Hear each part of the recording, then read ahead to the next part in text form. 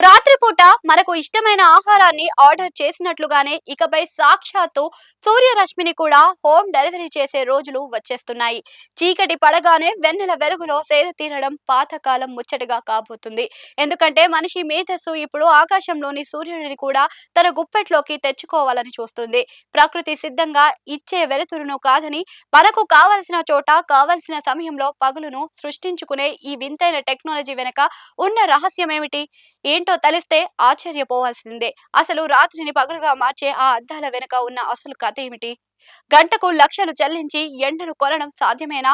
కాలిఫోర్నియాకు చెందిన reflect orbital అనే startup సంస్థ ఇప్పుడు అసాధ్యమైన దాన్ని సుసాధ్యం చేయబోతుంది. భూమి చుట్టూ తిరిగే కాంక్షలలో భారీ అద్దాలతో కూడిన శాటిలైట్లను ప్రయోగించి సూర్యుడి నుంచి వచ్చే కాంతిని పరావర్తనం చెందించి నేరుగా భూమిపై ఉన్న నిర్దేశిత ప్రాంతాన్ని మళ్లించడమే ఈ సంస్థ ప్రధాన ఉద్దేశం. దీనివల్ల రాత్రి సమయంలో కూడా ఒక నిర్దిష్ట ప్రదేశంలో పగటి పూట ఉండే వెలుతురుని సృష్టించవచ్చు. అంటే సూర్యుడు అస్తమించినా కూడా మీకు కావలసిన చోట ఎండ కాసేలా చేయడం ఈ టెక్నాలజీ స్పెషాలిటీ. ఈ కృత్రిమ వెలుతురు పొందడం అంటే సామాన్యులకు అందే విషయం కాదు. రిఫ్లెక్ట్ ఆర్బిటల్ సంస్థ అంచనా ప్రకారం గంట పాటు సూర్యరశ్మిని భూమిపైకి మళ్లించడం సుమారు 4.5 లక్షల వరకు ఖర్చు అవుతుంది. రాత్రిపూట ఆరు బయట జరిగే వేడుకలు, క్రీడలు లేదా అత్యవసర పనుల కోసం ఈ సర్వీస్ ను ఉపయోగించుకోవచ్చు. ఇప్పటికే ఈ సంస్థ తన వెబ్సైట్ లో రిజర్వ్ యువర్ స్పాట్ పేరుతో బుకింగ్స్ ను కూడా ప్రారంభించింది. 2035 నాటికి ఏకంగా 50,000 శాటిలైట్లు అంతరిక్షంలోకి పంపి ప్రపంచవ్యాప్తంగా ఎక్కడైనా వెలుతురును సరఫరా చేయాలని ఈ స్టార్టప్ లక్ష్యంగా పెట్టుకుంది.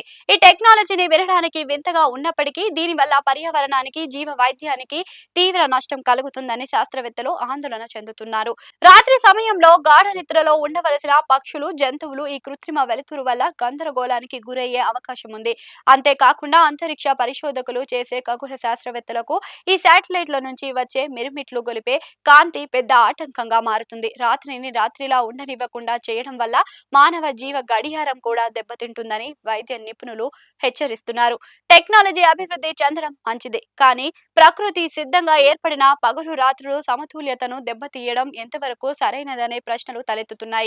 ఇప్పటికే అంతరిక్షంలో శాటిలైట్ల రద్దీ పెరుగుతుండగా ఇప్పుడు వేలాది అద్దాల శాటిలైట్లను పంపడం వల్ల స్పేస్ జంక్ సమస్య మరింత తీవ్రం అవుతుంది అని ఒక ప్రైవేట్ సంస్థ లాభాల కోసం సూర్యరశ్మిని నియంత్రించడం అనేది భవిష్యత్తులో కొత్త రకమైన దౌత్యపరమైన వివాదాలకు కూడా దారి తీయవచ్చు అని, ఒక దేశం కాంతిని మళ్లించినప్పుడు పక్క దేశంలో చీకటి ఉండాలా వద్దా అనే నిర్ణయం ఎవరిది అనేది పెద్ద చిక్కుముడి.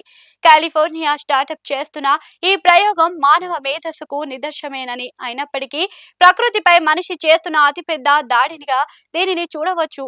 రాత్రిపూట పగలును చూడటం అనేది ఒక అద్భుతంలా అనిపించినా దానివల్ల కలిగే పర్యావరణ పరిమాణాలు ఊహించని విధంగా ఉండవచ్చు.